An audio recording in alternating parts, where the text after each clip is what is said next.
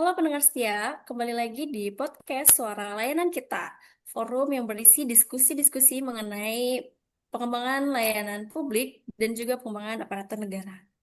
Baik, perkenalkan saya Afnenda. Pada kali ini saya akan ngobrol dengan keempat narasumber keren kita, yaitu ada Bapak Jarmiko. Halo Bapak, Halo Ibu, apa apa kabar kabar? Bapak? Sehat Bu. Baik, Bapak, ini selaku perwakilan dari pejabat pelayanan publik. Yang selanjutnya yaitu ada dari perwakilan Akademisi Administrasi Publik, yaitu Bapak Kurniawan. Selamat siang, Bapak. Siang, tentunya. Baik, apa kabar Bapak Kurniawan? Alhamdulillah sehat untuk hari ini Bu. Alhamdulillah. Ya, narasumber yang selanjutnya yaitu ada dari aktivis masyarakat, ada Bapak Randito. Selamat siang, Bapak. Halo Bu, selamat siang. Apa kabar Bapak Randito?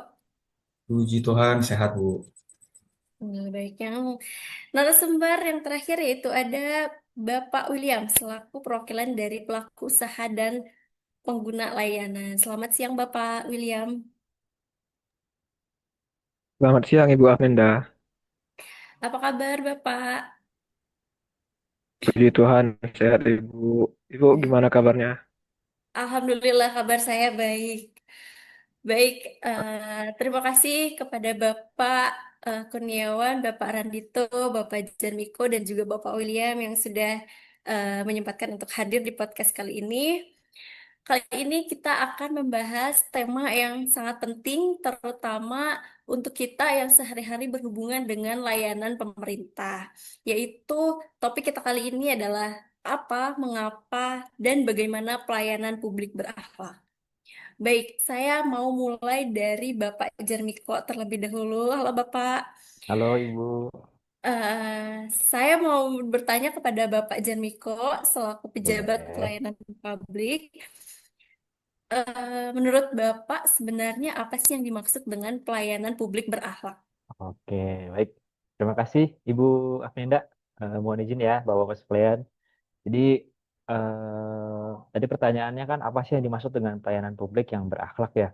Jadi saya bedah dulu nih arti berakhlak itu apa sih? Jadi berakhlak itu adalah akronim dari berorientasi pelayanan, akuntabel, kompeten, harmonis, loyal, adaptif, dan yang terakhir itu adalah kolaboratif. Jadi konsep ini merupakan core value atau nilai inti untuk ASN yang saat ini sudah berjalan ya, sesuai dengan arahan dari pemerintah kita. Jadi pelayanan publik sekarang itu wajib memiliki nilai-nilai ini yang berakhlak tadi untuk pegawai yang melayani dengan tulus, transparan, profesional, saling menghargai, setiap pada tugas, siap beradaptasi dan bekerja sama demi kepentingan masyarakat. Jadi untuk sekarang para pelayan publik atau kita sebut dengan ASN tadi itu fokus pada kepentingan masyarakat. Jadi bukan untuk kepentingan diri sendiri atau keuntungan pribadi kita, fokus untuk kepentingan masyarakat yang ujungnya nanti akan membantu perkembangan bagi negara ini. Jadi seperti itu mungkin yang bisa saya jelaskan, Ibu, Bapak. Terima kasih. Baik, terima kasih Bapak Jarmiko. Jawabannya sangat menarik ya. Berarti Ya, eh, berakhlak ini memiliki makna tersendiri gitu, apalagi jika diterapkan di layanan publik ya Pak ya. betul. Baik, kalau begitu saya mau lanjut ke Bapak Kurniawan nih, selaku akademisi administrasi publik ya Pak ya. Menurut Bapak Kurniawan, dari sudut pandang akademisi, apa perbedaan layanan publik biasa dengan layanan publik berakhlak? Baik, terima kasih Bu Nenda atas kesempatannya. Jadi dari perbedaan keduanya mungkin tidak kita jauh. Jadi keduanya ini sama-sama menghasilkan output yang sama, yaitu dokumen yang dikerjakan selesai dengan baik, kemudian tidak menyebabkan antrian yang panjang. Nah, namun perbedaan layanan biasa dengan layanan berakhlak di sini, untuk layanan berakhlak itu menambahkan nilai dimensi dari etika itu sendiri, Bu. Jadi tidak hanya menyelesaikan dokumen dengan baik, tidak ada antrian dalam proses yang sedang berjalan. Jadi kita juga menerapkan etika ketika kita menghadapi masyarakat atau pelanggan itu sendiri. Jadi yang dilihat tidak cuma hasil, tapi juga proses yang bermartabat, menghargai hak warga, dan membangun kepercayaan publik. Jadi ketika etika yang kita berikan kepada masyarakat itu baik, maka kepercayaan publik pun akan meningkat dengan kinerja kami yang kita berikan kepada masyarakat. Mungkin itu sedikit dari saya itu mengenai perbedaan dari layanan biasa dengan layanan berakhlak. Baik, terima kasih Bapak Kurniawan. Dari yang saya tangkap ini berarti perbedaannya adalah lebih ke prosesnya ya Pak ya. Jadi tidak hanya sekedar memikirkan outputnya saja, tapi di pelayanan publik berakhlak ini kita perlu menanamkan nilai dan etika ketika dalam proses pelayanan tersebut. Begitu ya Pak ya.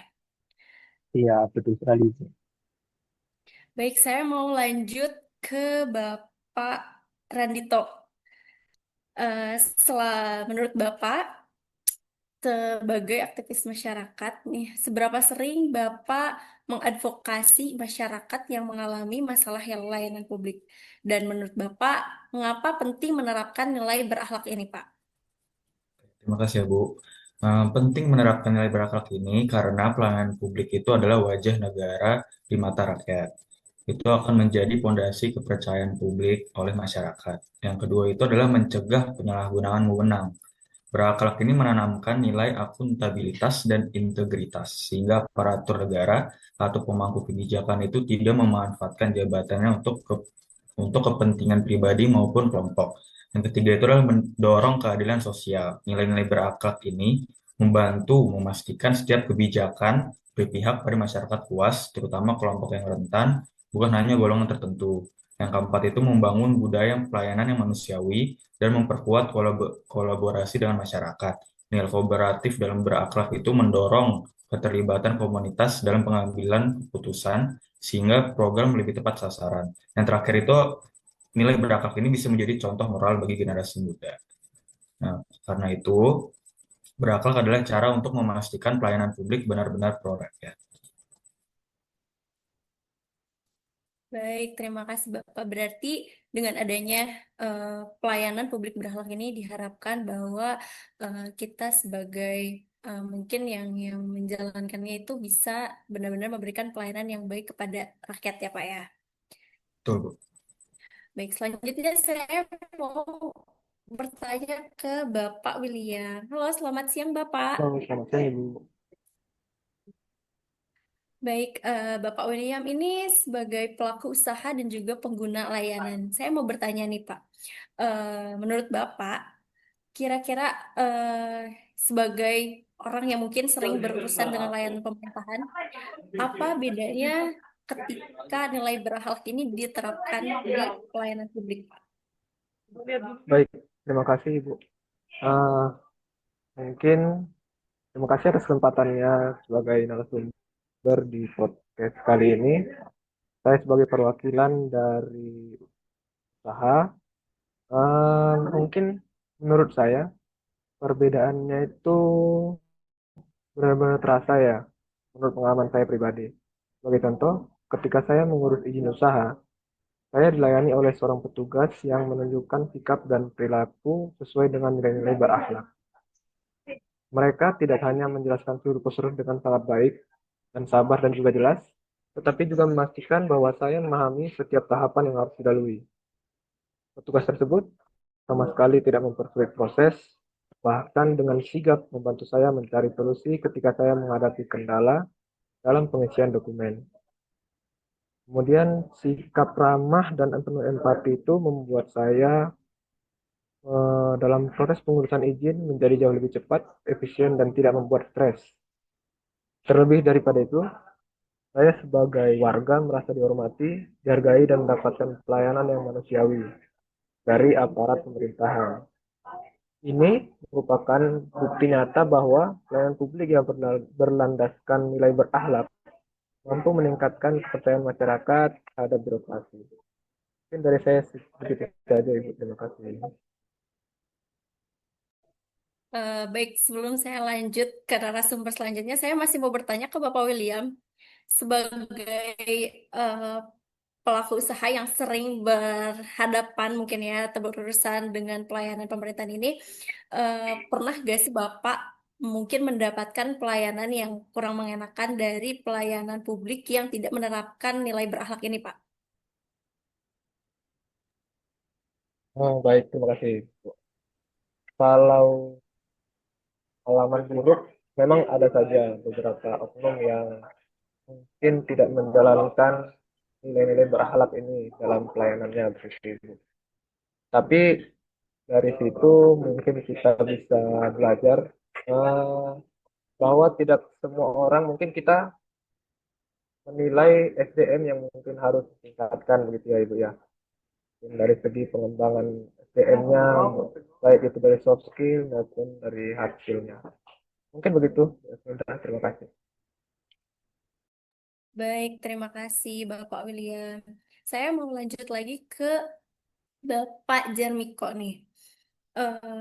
Menurut Bapak, bagaimana strategi di instansi Bapak untuk mewujudkan pelayanan publik yang berakhlak? Oke, baik. Terima kasih pertanyaannya. Jadi sebelumnya saya mau menanggapi dulu mungkin yang tadi disampaikan oleh Pak William ya. Jadi memang ada saja pengalaman yang baik maupun yang tidak baik. Tapi itulah yang jadi fokus kita saat ini. Kita harus bisa meningkatkan kualitas dalam pelayanan publik kita. Ya sejalan dengan strategi tadi juga dari feedback Bapak tadi sebagai pelaku usaha, itulah yang menjadi evaluasi bagi kita supaya kita bisa lebih baik pada sebelumnya. Nah, dengan cara apa? Dengan cara tadi kita menerapkan eh, core value ASN pada saat ini yaitu berakhlak tadi. Ya, ya kita harus pastikan dulu berakhlak ini bisa diterapkan di semua lini organisasi ya, baik itu dari atas sampai ke bawah. Tapi yang menurut saya yang paling penting dan krusial itu dari level strategis dulu. Jadi di level pemimpinnya dulu yang sebagai role model, di mana ketika pemimpinnya sendiri itu bisa mencontohkan atau menerapkan dalam pekerjaannya maupun kehidupan sehari-hari, itu pasti akan dilakukan eh, ke lini bawahnya atau bawahan-bawahannya. Dan itu akan berdampak juga pada akhirnya itu kualitas pada pelayanan publik di organisasi kita. Ini itu saja strategi saya. Terima kasih. Baik, terima kasih. Mungkin untuk Bapak Kurniawan, apakah ada tambahan Pak dari sisi akademisnya?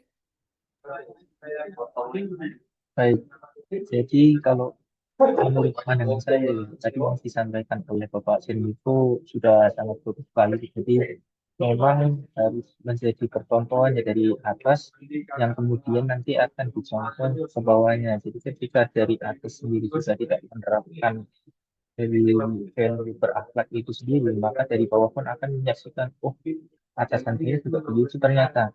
Jadi dari bawah pun merasa bahwa dia tidak perlu melakukan value berakhlak ini karena dia mencontoh dari sisi atasannya sendiri. Jadi ketika atasan itu mencontohkan, maka secara tidak langsung mungkin bawahan bisa meniru dari core value berakhlak itu sendiri.